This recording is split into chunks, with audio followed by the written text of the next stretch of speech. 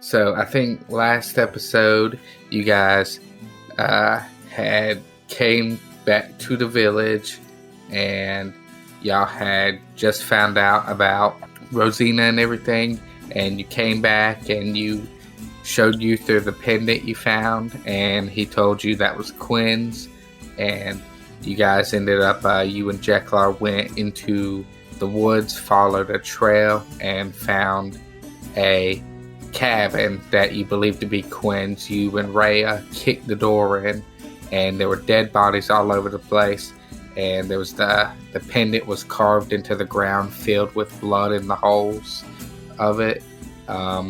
And you found a book talking about sacrificing people to summon something, basically, or summon someone. Oh, and you guys also on the way to the cabin, you had taken a meditation rest, so y'all were able to do a long rest in 4 hours. So I'm currently at full health. Yes. And you were outside of the cabin. You guys were about to make your way back, I believe. Alright. So, is there anything you or Jeklar would like to do before you guys head back? If I remember correctly, we did everything in there. We searched all bodies, right? Yeah, because I think you picked up like 16 gold. Okay. Now, I do believe you used the Comprehend Languages spell, so that would be like one of your, unless it's a cantrip, that would be one of your spell slots that you've used already, though. So I've used one level 1 slot? Yeah, that should be all it is. Okay. Just wanted to make sure. Alright, so, you guys do anything? You about to make this trip back? Yeah, we better go and take the trip back to Produce Village.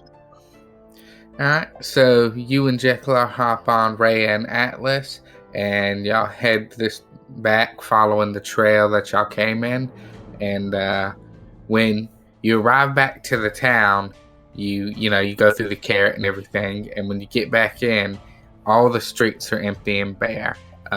There's not much really to be seen at the moment, like no one's around. But you can hear some, like, noise off in the distance. Seems like a ghost town now, doesn't it, Jeklar? Yes, I wonder if that's because Utah has everyone in the corn inn still. It just doesn't seem right that the town has to be so quiet. Jekla says, maybe we should go ahead and find Utah. Yeah, let's go ahead and do that. Alright, and you guys take, I'd probably say, about 6 steps before you hear a blood-curdling scream off in the distance. Holy shit. Jeklar jumps and he turns to you. Oh my god, Oromis. Well, let's go. Alright, so you guys quickly begin heading in the towards the sound, and as you kind of locate where you feel it came from, you're standing outside the church, the Apple Church, and you can hear like a inside. Oh, Jeklar, we hear weird noises coming out of a church. Probably shouldn't go in there, but we're gonna do it anyway. Alright, Oromis, and he quickly pulls out his quarterstaff. And you guys are probably about, I'd say, 40 feet away from it. You can see that the church doors are kind of cracked open, but not enough to see inside. Cliche as fuck, but okay. Alright. So I'm gonna pull out my quarterstaff and we gonna waltz up to this front door. Alright. You guys make your way towards your door, and with each step you take getting closer, you can hear basically this wet sounding crunch, and you hear you get this warm smell of blood. That usually stinks though. Alright, so I'm gonna try and crack open the door with my quarterstaff and take a look inside. Alright, give me a perception roll. Alright.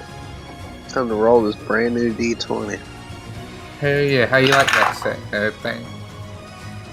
It looks cool as fuck. It's like fiery. Alright, here we go. First roll with the new new 20. Alright, let's see.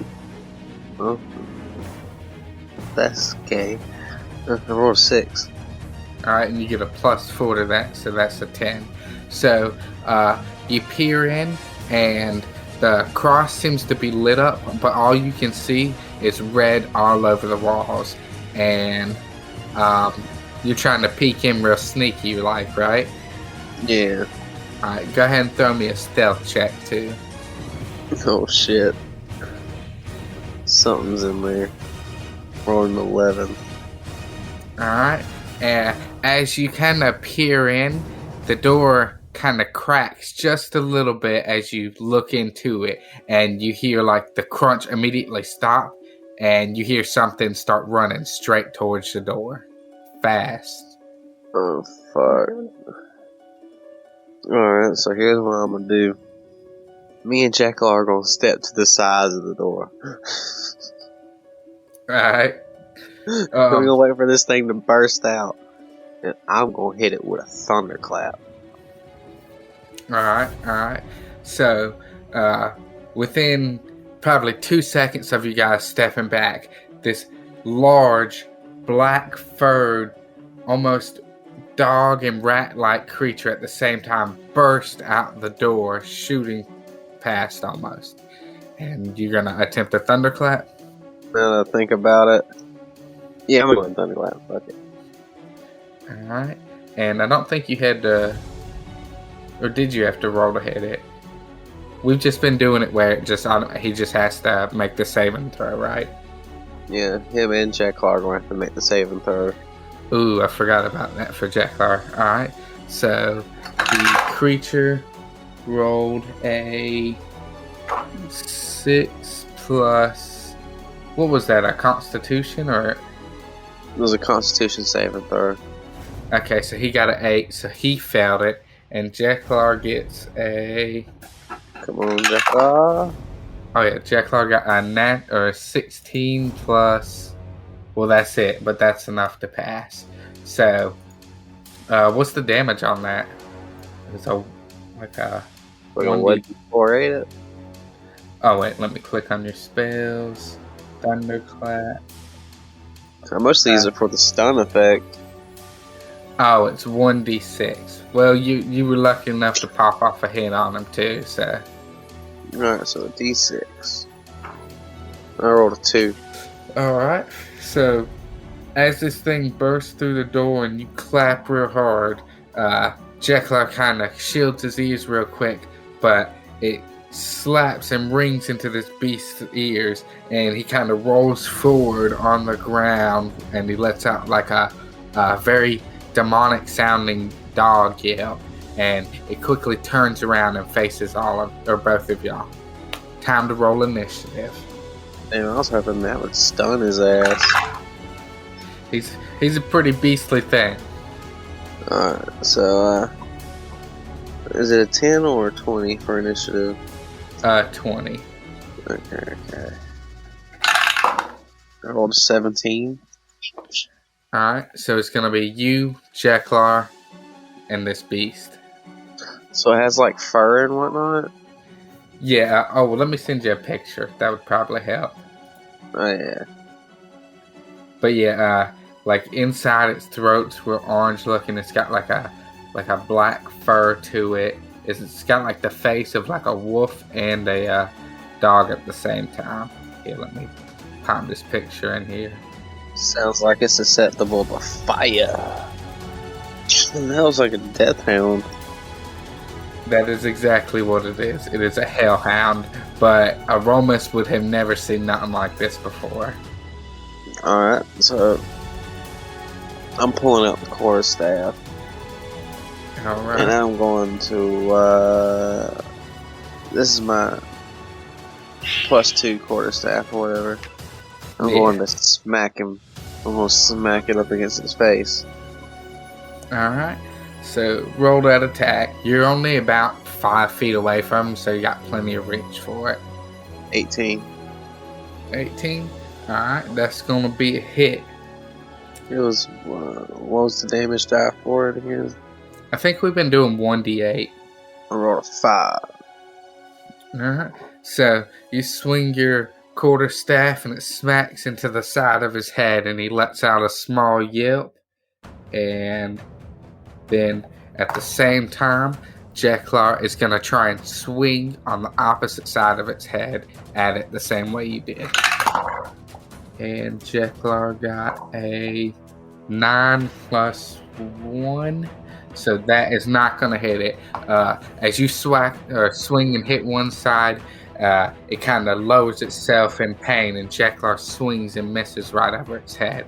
And the creature quickly looks up at both y'all standing on each side of him, and it quickly exhales this big cone of fire right out of its mouth. So I'm gonna need you and Jeklar to both make a dexterity save. Jeklar gets +2 to that, I think. Just 1. I rolled 3. So you guys both fail it, and you take 2d6 damage. He basically shot fire outward in like a tornado at y'all. 2d6s? Yeah. Oh my god. Jeklar took 12 damage. I just rolled a 6 on the first one, so wish me luck. Oh god. And I rolled a 5 on the next one. That's 11. Jeez, y'all just got that thing fucked y'all up. Okay, so holy shit. Okay. This is not looking good. Alright, my turn. It wants to fucking. You want to shoot fire at me? Fuck, I'm shooting a firebolt right back at its ass. Alright. Right in its face. Alright. Badass. Roll that. Nat 20. Oh, hell yeah. So that's going to be a hit, and you're going to not double damage, but you roll your damage die twice. And I believe that's a 1d10. Alright, 2d10s. That's a 9 and a 2. So 11 damage. Not bad. So, you and Jeklar both get scorched in the front and kind of wince in the pain from the fire, but you knock it off real quick and immediately whiz a firebolt right back at him, and it hits him right in the side of his face from where he just let the blast out, and he goes rolling backwards on the ground before quickly catching himself up. So now he's about 7 feet back. And Jeklar, what is Jeklar gonna do? He's going to jump back into the doorway and immediately cast Cure Wounds, I believe. Yes, which gives him at a level 2. It will give him. No, he's just going to cast it at level 1, which is going to be 1d8 plus 5. So that's a 5, so he gains 10 health back. And you said you had taken 11, so you're at what, 16? So, I'm at. He took 11 damage from me. That would put me at 15 health. I got you at 16, unless I just did the math wrong. But you had 27, right? He took 11 or 12 from me, because I know he took something from Jeklar. Like 11 or 12. He took 11 from you, 12 from Jeklar. Okay. Then yeah, I'd be at 16. Alright. So, now that Jeklar has healed himself, it is the Hellhound's turn once more. And he is going to lunge forward. He has damage immunities, by the way. So technically that fire wasn't supposed to hurt him, apparently. But we're going to go ahead and let that first one slide. But now, the fire can't hurt him. Yeah.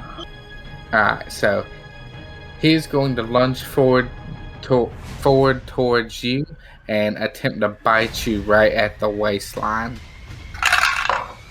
And he rolled a 7, so that's going to be a miss. He jumps right past you and it basically lands right in front of Jeklar. And that puts it back at you. Ramming my quarterstaff right in its eye. Alright, so you're stabbing with it instead? Yep. Alright, so I think the way we did that, you just get a, what was it, a +2, but you get the +2 to your damage as well? Yeah, I keep my normal +4, but to hit, and it's only +2 to damage. If it hits. Okay. Alright, go ahead and roll that bad boy. 10 + 4. It's 14. Alright. That's just almost there, but you miss it. So as you jam forward, the dog seems to lower his head real quick as you strike right above him. And Jekyll, now standing directly behind him, is going to have an attack. Well, I guess it's just going to be his normal attack. But he is going to... Let's see if he can do something more effective than just swinging at him. Oh, here we go. He's got something fancy. He is going to use Guiding Bolt. It's a flash of light that streaks towards a creature of your choice within range. Make a ranged spell attack against the target. On a hit, the target takes 4d radiant damage. And the next attack roll made against this target before the end of your turn has advantage. Alright. So he's going to cast that bad boy. Alright, so he's going to roll for that. Oh my god, he rolled a 1 though. So, as he goes to cast this spell, he kind of lunges his hands forward to shoot these bolts out, and he slips on some of the blood that has seemed to leak out of the church, and he falls on his hands and knees right behind the dog. And it is going to be the dog's turn again. But the dog is still facing towards you, and he's just going to lunge forward with a bite attack. And he rolled a 19, so that is going to be a hit. And he does 1d8 plus 3. So he does 6 damage to you. God damn, this thing's out for me, isn't it? Mm-hmm. Well, he bites you right on the side of your leg, on your right leg, and he quickly lets go, but he leaves a good chunk of your leg exposed, like inside your skin. And it is going to be your turn again. How's my mom bracer looking? So you used it that morning, and then you guys slept for about 4 hours. So it is still the same day. It's like 6 o'clock at night right now. So your mom bracer would be red still. Shit. I'm gonna try to stab it in the eye again. Alright. 20. 20, hell yeah. 6 and 6 again. Hell yeah, so 12 damage. Alright. Oh wait, you get +2, right? Because you stabbed. It's both? Or just the one? Just a 1, I would say. Alright, so 14 damage? Yeah. Pretty good hit. Alright. As you stab right at this thing, it's, standing directly in front of you from where you bit it. You stab right into the top of its back, and it drops to the ground with a quick yelp out loud, and Jekyll quickly runs up beside it, and he swings his quarterstaff right down on top of it, and he got in 14 plus 1, so that is just enough. Alright, and he does 6 damage. He quickly whops right down into the top of his head, right beside where you just stabbed it, and the beast is still on the ground, and I'd say it is his turn, but I think in the position he is, with you stabbed on top of him and he just got whacked, his attack is going to be at disadvantage. He's going to try and lunge towards, or just bite forward towards Jekyll's ankles. And he got a 3 and a 4. So even with his benefit, he misses.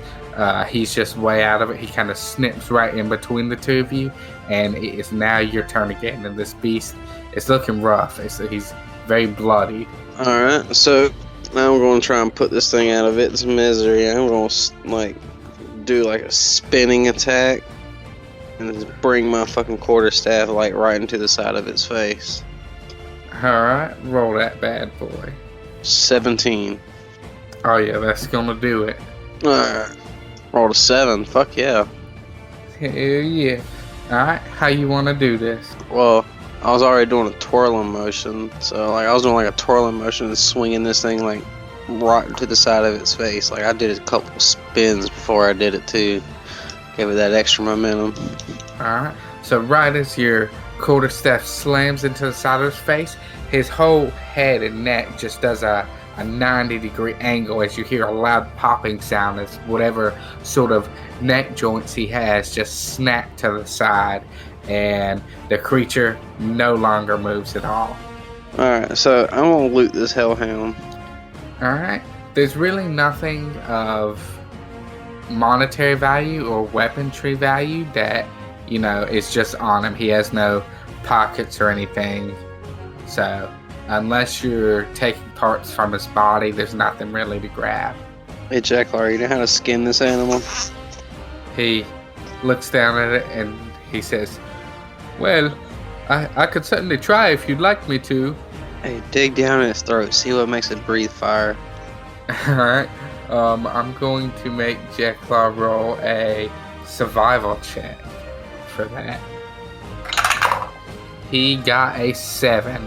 So he sticks his hand down its throat very reluctantly. He's closing his eyes as he's you can hear a squish, and he yanks his hand out with like this big gooey mush of something, and he looks at it and he looks at you. I have no idea what it is, but this was in there. And then upon a closer look, you can see there's a finger in that pile of mushy gush. I think you reached into its stomach, Jacklar. He quickly drops it on the ground and quickly shakes it off, and he says, oh my god. Oh. Alright, now don't roll at disadvantage. Alright, so that thing about killed me. Can you hit me with a healing spell, Jacklar? Yes, I'll see if I can't heal us both up. And he puts a hand on both of y'all, and he uses Cure Wounds, so y'all are both going to get back. So you get 6 health back, and he gets 12. Do you think it should have rolled the same? Like, since he was touching both y'all, y'all have got the same number? So I guess it'd be individual rolls. Everyone's different. Okay. Alright, well I got 16 health. I guess that'll be alright. That's Jacklar's max health, so don't feel bad. Alright. Let's go into this church. Alright. Inside the room, you immediately see blood covering all over the walls. The cross is covered, and scattered around the room is several mangled body parts. And you feel you even see some people you recognize in here, but it's hard to know because everyone's scattered around the room. Blood and guts. It's just a scene straight out of a movie. It's more almost as horrific as what you saw at Quinn's cabin. Well, Jacklar, looks like we stumbled onto some shit. We have 2 choices. We can do what we came here to do, or we can just leave. We can always just leave. Jacklar sits in silence as he stares over all these bodies, and you can see his eyes widen as he looks at other parts, and he's quickly recognizing more and more faces out of here. And he turns to you with his jaw dropped, and he doesn't say anything. He just stares at you in silence and almost shocked from what he's seeing. All I know is if we run into another one of these hellhounds, we might not make it. He shakes his head vigorously, and he looks at you. What do we do, Oromis? Let's look for Quinn. Okay. And he turns and looks back outside the church. I'd imagine Quinn be here at the church. Wouldn't he? There's nobody else in the church but all these dead bodies. Oh, loot? Yeah, you can loot them. Give me a roll of a d20. 14.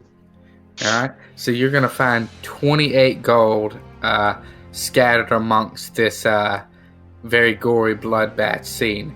Jacklar, he doesn't look back while you search. He just stays looking outside. You said 28 gold? Yeah. I got 269 gold. Hell yeah, you reckon up. Doesn't matter if I die.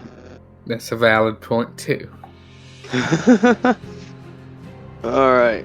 Jekyll begins stepping outside and walking out to where the dead hellhound is. Alright, so, you think we should look for Quinn or Uthor first? He turns to you and he says, well, if we have Uthor, we have a better chance against Quinn. He appears that he may be very powerful. How on earth could a hellhound or this beast be here? As he doesn't know what a hellhound is either. Is it possible my dude is red of hellhounds? Give me a history check for that. Well, that's a 2. Alright, and you get what? Plus 2 on that? Oh, you get plus a 4, so 6. You've heard something about it. You kind of know what it is, but you don't know anything about it. Like, you had no clue it could breathe fire the way it did. You just know it's a hound that's very hellish. Well, yeah, let's go find Uthor. Alright, and you guys turn and you start walking. Also, I'm going to go ahead and say you guys probably got off your horses before walking up to the church, because we never did say it, but I make the assumption we probably did. And so you guys start heading back towards the center of the town, and as you get closer, you can see a huge crowd of people, or I'd say it's hard to tell, but you can see a group of people on the ground and somebody standing behind them, 2 people, but you're not quite close enough to see what's going on quite yet. Let's ride these horses on in there then. Alright, so within about another 15 seconds of riding forward on the horses, you start recognizing what's going on. All these people on the ground, they're on their hands and knees, or just their knees, and they appear to be subdued, and above them is standing Quinn, and he's reading something in one hand, and in front of him he has his arm wrapped around a familiar face of Leppy with a blade that seems to glow around his throat. Fuck Leppy, charge. Now, from where you're at, there's a group of 1, 2, 3, 4, 5, 6 people in front of them, so you'd have to go around for sure. My horse can't leap. You could leap, but he's gonna have to make a dex check for sure. I have his character sheet somewhere.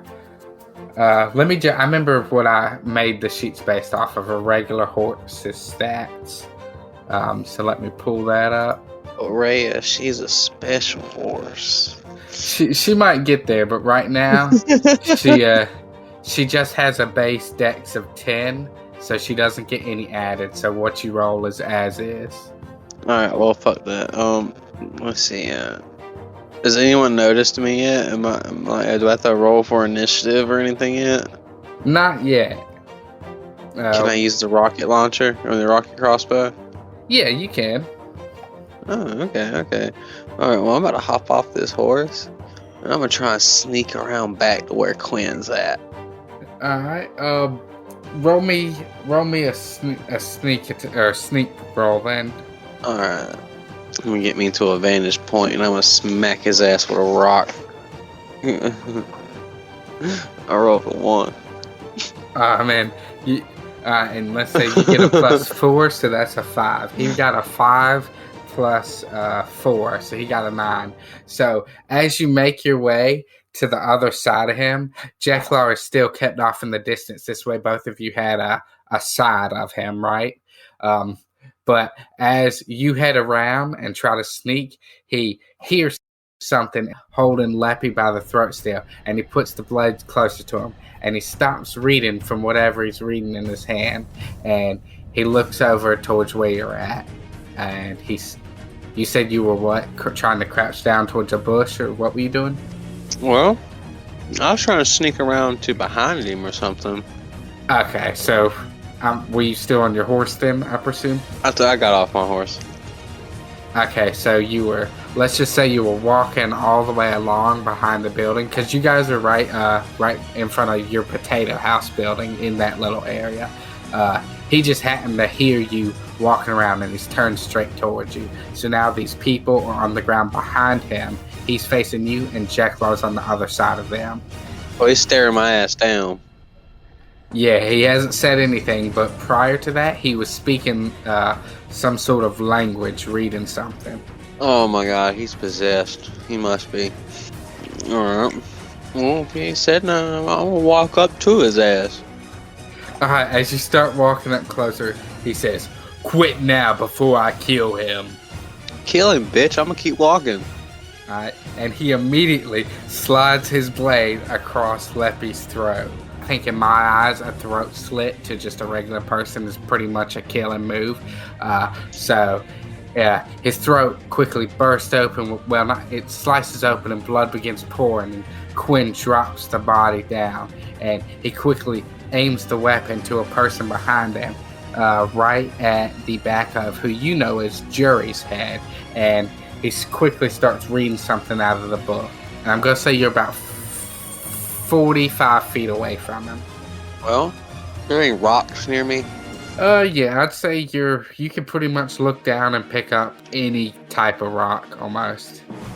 Alright, I'm gonna move my 30 feet, pick up a rock, and rocket crossbow it to his ass. Alright, roll me a d6 to determine what kind of rock you pick up. Because I think there was one, you can get one that'll fit for it real well, or one that will just be kind of a shitty one, and it will vary based on the damage based on that. I rolled a 5. Alright, so that's going to be a pretty nice rock, so you get a 1d6 for that. So roll your attack, and I think you're proficient with crossbows.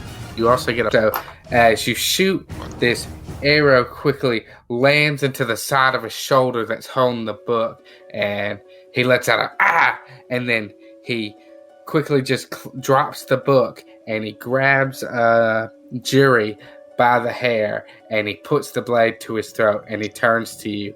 And at this point, Jekyll gets off the horse and starts running towards your group.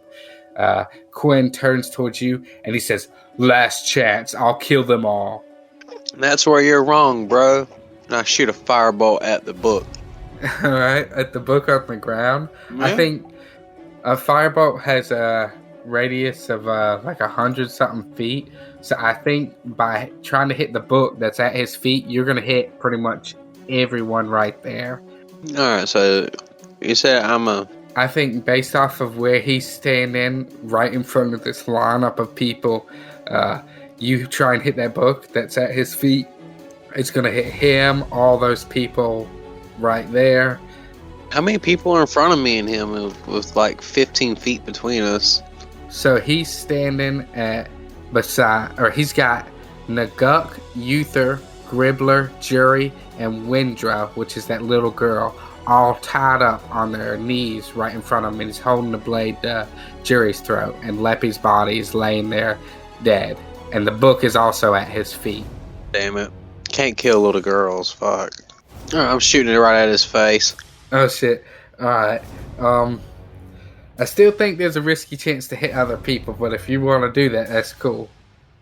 Damn, it still hit them? Okay, He's standing... Okay, so they're literally within 2 feet of him.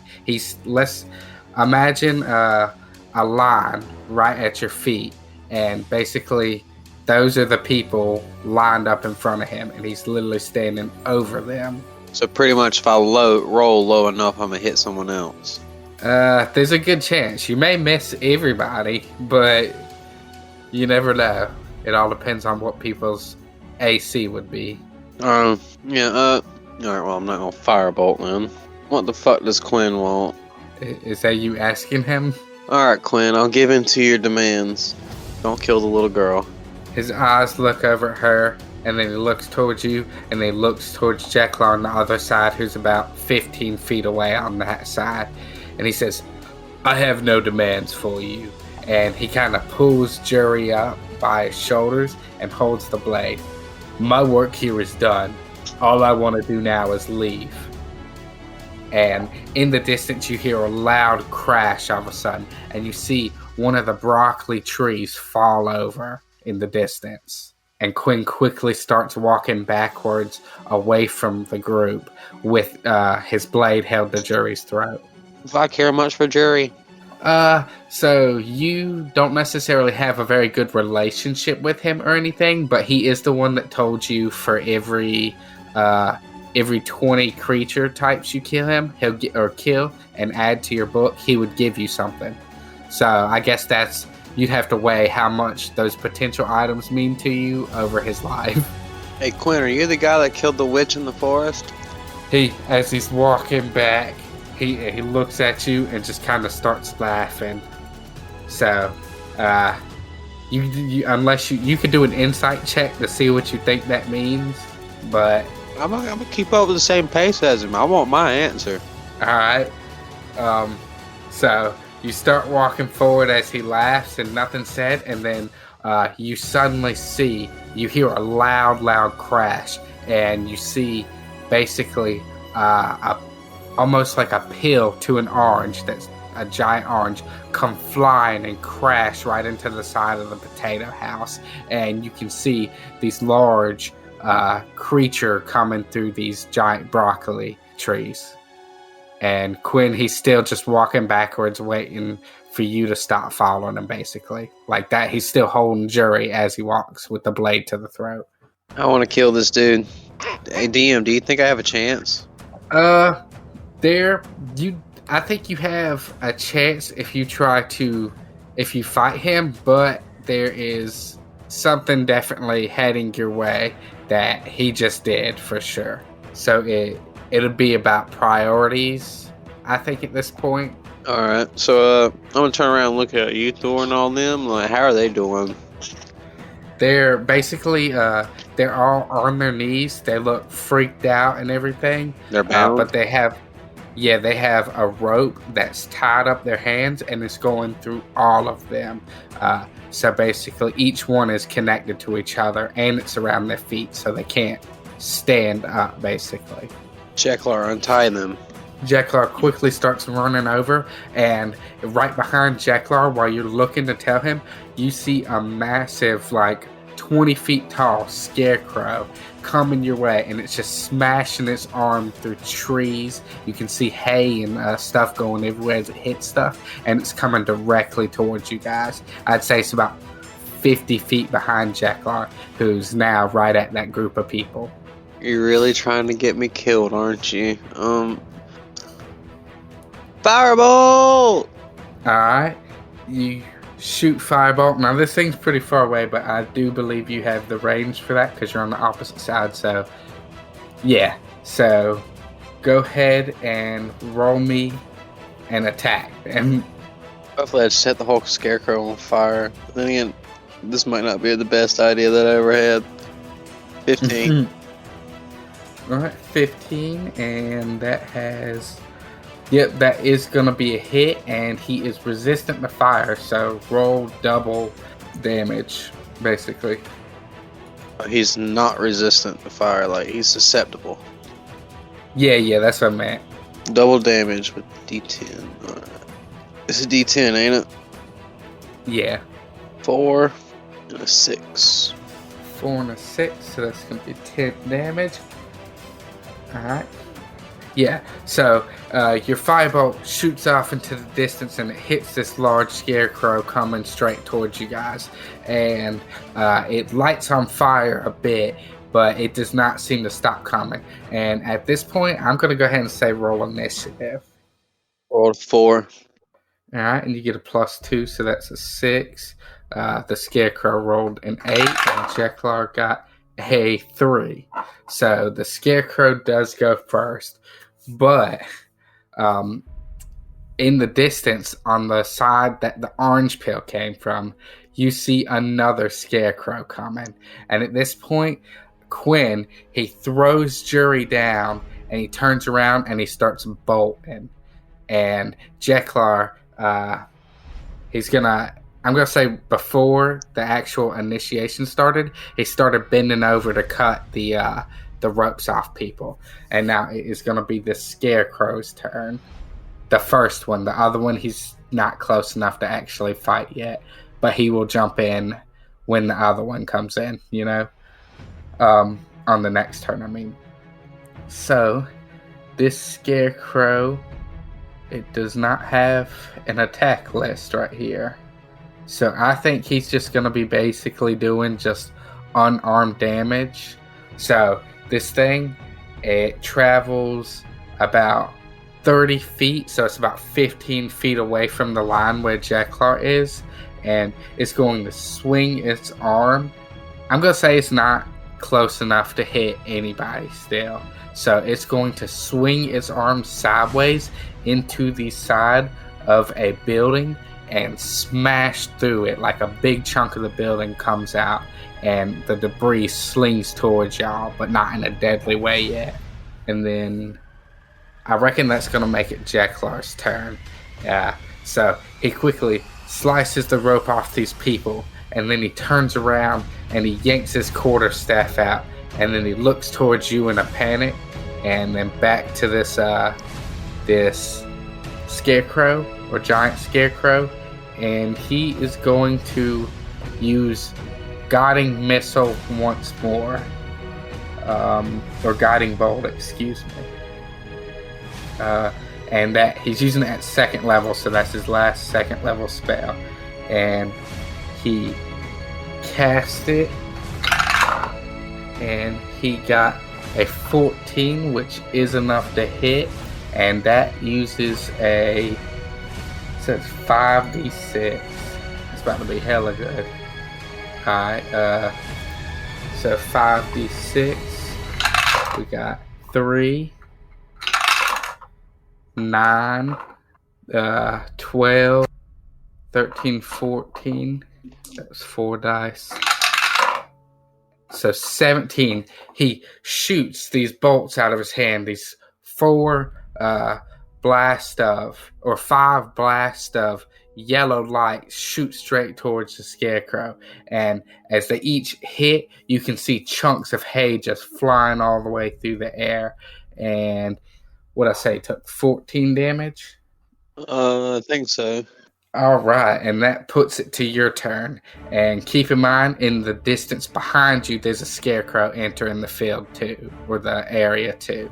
Yeah, there's 3 scarecrows, and he brought them all to life, motherfucker. Well, fortunately, only 2 are here in the area at the moment. So,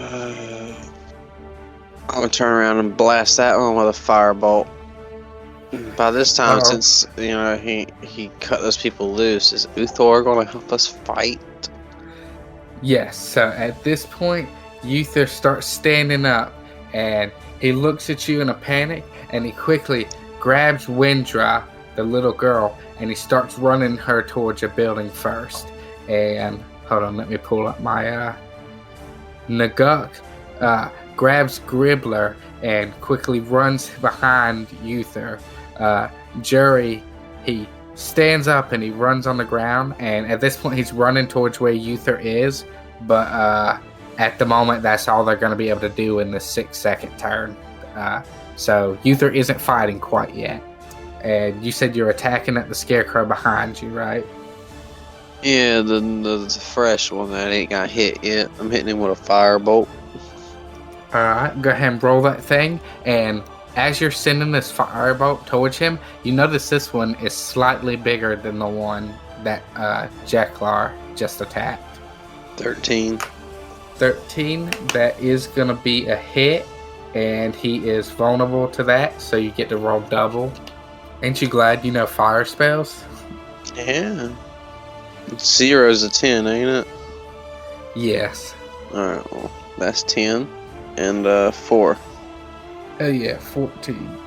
Your firebolt shoots across the way and it hits this thing right in its waist, and fire starts burning up as it starts swinging its arms around real viciously. And at this point, I believe it would be their turn. But as this thing starts running towards y'all closer on fire, though, Uthor Jury makes his way to Uthor and quickly grabs his daughter, and they hide in the little broken shelter of a building. And Uthor turns around, and let me go ahead and roll him into initiative. he got a 7. So I think it goes Scarecrow, Uther, you, Jacklaw, right? I think so. Alright. So he quickly pulls out a battle axe, but then the Scarecrow, he comes swinging straight towards, I guess you're the closest thing to him, the one behind you. Well, technically it should be the other ones first. So this one is going to be attacking at Jacklaw with just the standard. He's going to swing his arm down at him. And he rolled a 2 plus nothing. So that is going to be a miss. He swings right to the left of Jacklaw and he clashes his arms into a building. Hay once again flies up in the air. And our horse is off in the distance. So you can hear him start neighing real loud. And then the Scarecrow coming towards you. He comes running. I think he's about 15 feet away at this point. And he rolls a 12. What's your armor class? 13? Yeah. Alright, he misses. He swings his arm like he's backhanding towards you. And he hits the ground right in front of it. And the ground seems to shake for a second. He is going to attack with his battle axe. I guess he's just gonna run towards the thing's feet and try to swing at it. And he gets a +4 to this, so he gets a 6, which is not gonna do it. As he runs and swings, the shaking of the ground seems to make him off balance, and he's still a bit traumatized from seeing Leppy get his throat slit, and he swings right past its feet. And it is now your turn. Firebolt! Alright. Shooting at the same one you just hit? Yeah. Alright. Go ahead with it. 12. 12? That's gonna be a hit. Alright. I actually rolled a nat 20 first, but I felt like that wasn't fair. Why do you think it wouldn't have been fair? I don't know, that's 3 nat 20s in one night. If it rolls that way, it rolls that way, you know? Well, rolled a 10 and a 3. So 13. Alright. You hit this thing again on its right arm, and its right arm blazes in flames while the others still crackles from the last hit. And within seconds, you can see like half of its arm is gone. And at this point, Jacklaw is going to... I feel like he wouldn't want to just keep launching that spell at it again because he'd like to save most of his stuff for healing, you know? I guess he's just going to run towards it and try and like do a spinning Keelix style swing towards the thing's ankle with his quarterstaff. And he rolled an 18, so that is going to be a hit. And he uses 1d8. Alright, +1. So he gets a 3 damage on it. So they now both have taken 27 damage. And I think after you, it was back to the Scarecrow, right? Yeah. The Scarecrow Jacklaw just hit is going to swing down with both of his arms towards Jacklaw. And he rolled a 7, so he misses. He smacks both arms on the ground around Jacklaw, and it shakes real quick. And hay once again scatters through the air, and the ground seems to be getting dustier from all the dirt being knocked up, almost as though it's getting a little hard to see. And the other Scarecrow is going to swing down at Uther now. Like, actually, he's only got 1.5 arms, so he's going to basically take his left arm and almost do like an elbow drop at Uther. Alright, he got a 13. Let's see what Uther's armor class is. It is only an 11, so that is going to be a hit. And that does 1d10. Uther takes 8 damage. Poor Uther. Yeah, it drops his elbow right on top of Uther and seems to engulf him within the hay. And you hear a short scream, but then as the creature lifts up his elbow, Uther is kind of laying on the ground and quickly pushes himself up. And in the distance, you hear a loud crash, and you can see the top of a Scarecrow in the distance. but it's not quite there yet. And it is now Uther's turn.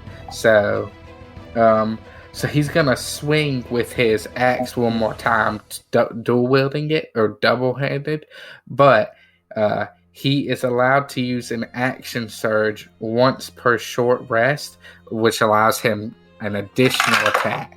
So his first one hits with a 17, and I gotta look up what damage dice he is. Oh no, it's right here. So it's a 1d8 for the first attack. He gets 5, so plus 7, or plus 2, so 7, so that is 32 damage on that, but he gets to make a second attack, so he swings leftward with the axe, slicing a huge chunk of his foot off, and then he immediately goes to swing rightward again, and he does not make it that time. He misses right past and almost hits the same spot where he's already chopped hay, and it is now your turn. 19. You said 19, so you just shot another firebolt at it? Yeah, I just realized that my mic was turned on. Oh, okay. Alright. We'll go ahead and roll that thing and see how crispy this bitch gets. 10 and a 1. So you do 11 damage. As you hit this, its other arm is where it lands on, and it seems to light a flame really quickly. And this scarecrow is now looking very lopsided. Part of his leg's been chopped off, half of his right arm's missing, and you just burned off half of his left arm. So he's looking like it's going to be a struggle for him to even stay standing. And Jacklaw is going to once again just try and swing at this thing's ankles. He doesn't really know what else much to do from it. And he rolls a 4, so that's going to be a miss. As he swings at it, the thing seems to step up and put its foot over top Jacklaw. And I believe that puts it back to the scarecrow.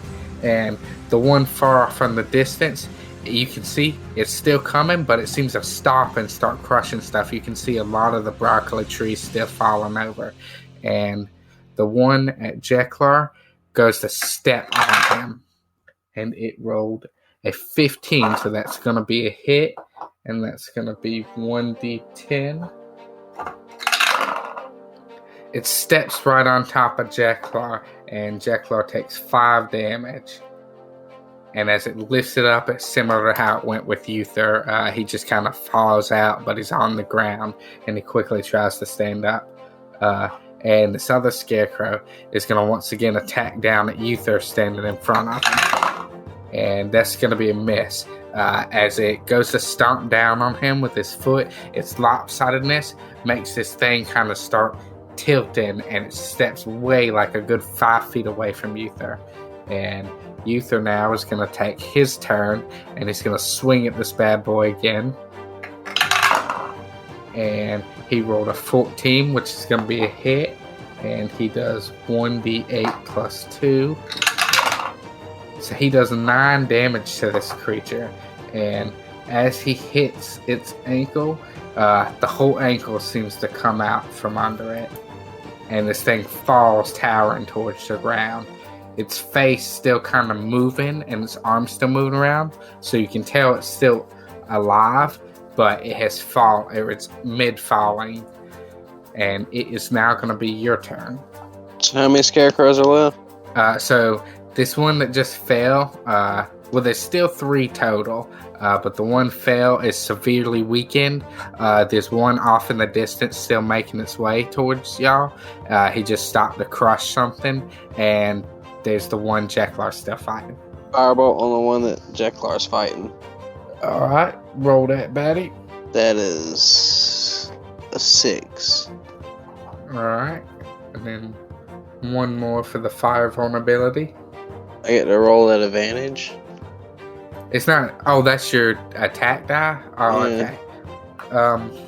Well, that's going to be a miss, actually. So as you shoot your firebolt over towards it, it seems to fly off in the distance towards broken house debris, or broken fruit debris, whatever you want to say.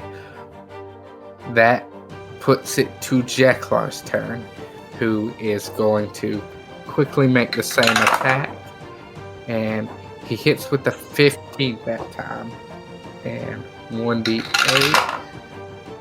He does 3 damage to it.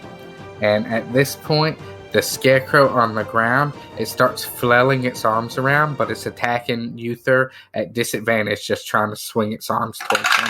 Uther's right in front of it, while you have the advantage of shooting at a distance, you know? And it misses. It rolls a 3. So it swings towards Uther, and Uther kind of lunges back, and he quickly goes to swing his axe towards its head. And I say he rolls at advantage because it's on the ground. And he gets 11, which is just some... Actually, he probably gets more to that, but either way, he hit it. So he's going to roll a 1d8 plus 2, so he does 6 damage. He chops a big chunk of this thing's face out, and you can see its movement slow down like significantly at this point. And it is now going to be you again. I love how I can just keep casting cantrips. Firebolt it is again.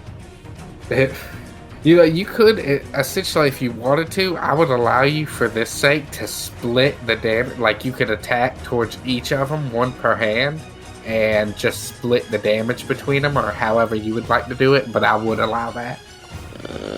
Nah, we'll just do it one at a time. Keep it normal. Alright, which one you attacking at? The one that Jacklar's fighting. Alright. That is a 5. A 5. That is gonna be a miss. As you miss, Jacklar is going to try and take the opportunity and swing once more, but at its other ankle this time. And that is going to be a hit. So Jacklar swings his quarterstaff right into the opposite ankle. And oh my god, he did 9 damage on it. So it has now taken 39 damage. And as he hits it, it seems to almost drop to one knee for a second, but it kind of starts picking itself back up. You can tell it's moving a lot slower than it originally was, though. The one on the ground, or actually this one attacking, is going to try and attack at Jacklar. It's going to swing its right arm towards it, or towards him. It rolled a natural 20. So it swings its arm directly on top of him, and it does 8 plus 1. So it does 9 damage, leaving Jacklar at 2 health. It drops his hand right on top of him, and it knocks him straight to the ground. He lets out a loud "ah" as he lands on it. And the scarecrow on the ground is going to once again attack Jacklar at disadvantage. He gets a 14. Not Jacklar, Uther. He got a 14 and a 2, so he misses. And as he misses, once again, Uther just repeats the same thing. But this time he comes swinging his hands down, both hands on the battle axe, straight towards his eye. And he rolled a 14, which does hit. And he does 8 damage. And as he chops his eye, it quickly falls completely, like it stops moving whatsoever, and all the hay just seems to fall out of place, like onto the ground. And the scarecrow off in the distance, you see a large broccoli tree throwing directly towards y'all as it's running behind it. Well, it's throwing it towards y'all, but I'm gonna have you guys roll me a dex check to dodge it. You and Uther, because you guys are closer than you and Jacklar are. So Uther gets a 12. 14. Alright. So as this thing comes flying directly towards y'all, right past where the scarecrow just fell apart at, you and Uther are both able to jump quickly to the sides, and it lands in the middle where Quinn and everybody once was, directly on top of Lefby's body. And this thing's running into the fight now, and it is now your turn. So there's 2 scarecrows at play. The new one, which is definitely, you note that it's bigger than the other 2 both were, and the one that Jacklar's still fighting, which is the smallest. Firebolt on the one that's fighting Jacklar. Alright. Hit that bad boy. 20. Hell yeah. Oh, I say roll it 3 times then, because he's already weak against the fire. And you just got a critical, so. Alright. 7, 4, 8. Damn, that's 19 damage, right? Yeah. Alright. How you want him to die? Go up in flames. I want it to burst into flames and explode in all directions. Hell yeah. So right as your blast hits this thing directly in its face, its whole head seems to light a flame and the body just catches right with it. And hay seems to shoot all out everywhere. And whatever magical thing kept this alive, like a magical fiery explosion outward. Several of the trees and stuff behind catch fire. And Jekyll's quickly able to turn towards you. And he's way too far away to do anything unless he pulls out his crossbow, which he likely wouldn't think of in the moment. So he just starts running towards you and Uther. And this other scarecrow is approaching in the distance. And I'm going to let... Uther's not going to be close enough to hit it. So basically it would push it back to you. You're the only one who's got a range to hit it at the moment. I didn't check hard to heal himself. Oh, that's a good idea. I forgot his health completely. So let's go ahead with that then. Jekyll will heal himself. I ain't trying to have him die. Right. That's a 1d8 plus 5. So he gets 7 health back, putting him at 9 health. Right. And then so all that happens, and now the scarecrow's coming, and y'all are all grouped together. You, Uther, and Jekyll. Alright. Firebolt. Alright. Roll that baddie. 13. 13? Alright, that just barely hits him. I like this new map, by the way. Oh, right on. 7. I'm glad you like it. You rolled a 7, and... Oh yeah, fire. And that is a 6. Alright, so that would be 13 damage. It hits his top left shoulder, but it quickly, this one seeming a little brighter than the others, smashes its other arm against it and seems to put it out as smoke just quickly comes into the air. And it starts running forward. And at this point, I think I'm going to restart the initiative because at time nobody would have been close enough. And Uther is still technically the closest, so it's going to run towards y'all, dragging its arm across the ground and swing it upward to like uppercut Uther basically.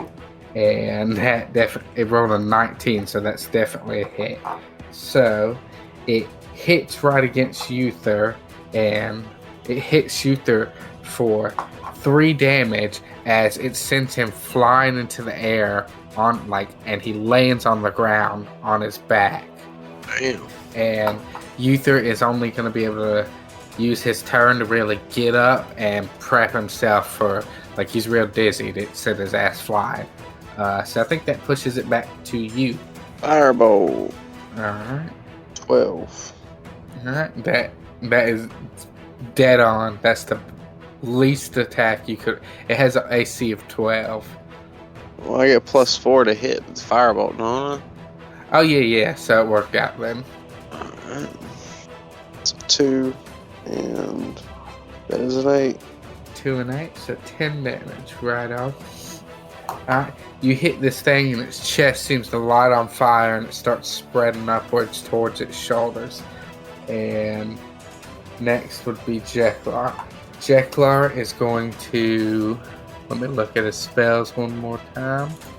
He is going to cast Minor Illusion, maybe. You create a sound or an image of an object within range that lasts for the duration.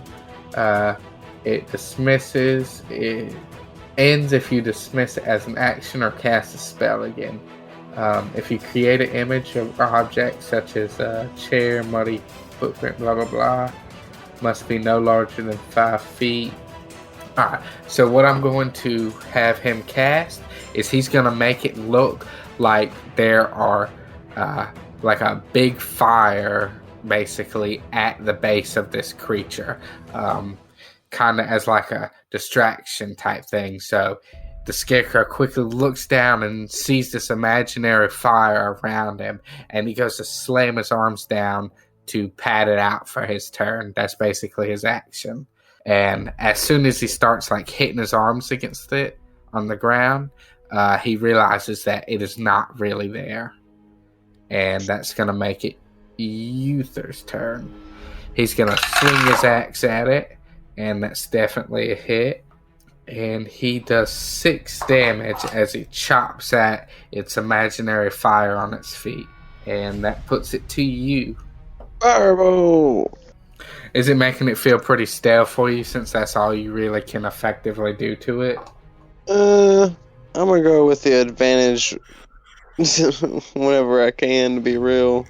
I feel that. I don't blame you at all. I would too in this situation. Especially since me and Jekyll are so close to dying. I gotta take whatever advantage I can get. Yeah. What'd you roll? 15. Alright, that'll be a hit. 2 and a 5. 7. Alright. As you shoot another blast at this thing, you hit it right at its waist, and the fire that was already kind of burning on it catches that, and its whole leg is starting to set on fire. And before it can really react to it, Jeklar is going to take a turn, and he is going to... Oh god, I don't know. He only has 1 spell left, so I'm scared to use his anything but a healing spell. Fuck it, let's do it. He's going to cast Guiding Bolt. He gets a +4 to the attack, and that's 18. So he gets to do 46 damage. So these yellow bolts come flying from his hands once more. That's 5, 6, 11, and 14. He does 14 damage to this thing as these bolts just each shoot towards a limb. 14, so that would put it at 50 damage taken. Alright. As these things hit him, it seems to almost knock it back, and it quickly starts falling towards the ground. And it is... Well, it would have been his turn. So he takes... and he tries to basically put his arms behind him and catch himself to lighten the impact as it slams into the ground. And you see it takes the hay from its arm while it's laying on the ground, basically, and yanks it off and puts it where its leg is and starts stepping up. And it would now be Uther's turn again. As it's getting up, he's going to attack towards it. And he definitely hits again. He swings his axe directly at its new fresh leg, and he does 9 damage. And it is going to be your turn. And I assume I know what you're doing. Burn it to ashes. Hell yeah. Hit it good, man. Hit it good. I rolled a 6. I say because it's at the ground, you can roll at advantage. Alright. I rolled a 12. Alright, that does hit. 5 and a 3. Alright. So close. As it's getting up, you hit it with another fireball, and its new, freshly recycled leg quickly catches on fire, and it kind of shoots it backwards, falling back down again as its leg's lit ablaze. Jeklar is going to quickly take his stick in his hand, and he's going to yeet it like a spear towards him. And that is a hit. So, 1d8. He does 2 damage. So this thing seems to hit into the basically like the opposite leg, and you don't really see much of an impact, but it does do damage. And it would be the Scarecrow's turn. So it quickly rolls onto its side, and it takes this one remaining arm and it points it out towards you, and suddenly hay starts shooting out everywhere into the air. And basically, it blinds you guys. Not literally, but your attacks are now at disadvantage for the next turn. So Uther is going to try and attack at it. He gets a natural 1 for his first one, and 3 for his other one. So he misses, and in the blind swinging, he basically lets go of, or he basically swings and hits into the ground, and his weapon gets stuck for a moment. And it is now your turn. You ever seen Final Fantasy IX, where Arma jumps up in the air with her dragon lance, and she comes back down with it straight into the monster? It's called Jump. Kind of like Kimari from Final Fantasy X. I vaguely know what you're talking about. Okay, well, I'm about to do a jump on my quarterstaff. I'm about to jump down on this motherfucker. Alright, man. Good luck. You got this. Roll at disadvantage. 14 and 17. Alright, so the 14 is going to be enough to hit. Fuck yeah. Want to be my luck, I roll a 1. I did roll a fucking 1. You did? Yeah. Well, you know why it's perfect? Because a 1 was just enough to finish it off. How you want to do it? Oh, I'm coming down in a jump, like... Oh yeah, you're jumping right on him. Alright, so as your quarterstaff stabs down into this thing's head, its head just seems to burst out as all the hay seems to fly everywhere, and all the scarecrows are now dead, but the village, with a quick glance around, is in complete riddles. So many buildings have been crushed. The one that you just killed, it destroyed half of the village just coming this way. But you are now out of fight, and all them people, Naguk, Jury, Gribbler, and Windra, are all kind of slowly creeping out their way of the shelter they were taking. Uther and Jacklar get up and begin walking towards you, both with like, oh my god, what the fuck faces. Poor Leppy. Anyway, I want to go tell you that book that old boy dropped. Alright, you walk up and grab the book, and inside is more of that language from earlier.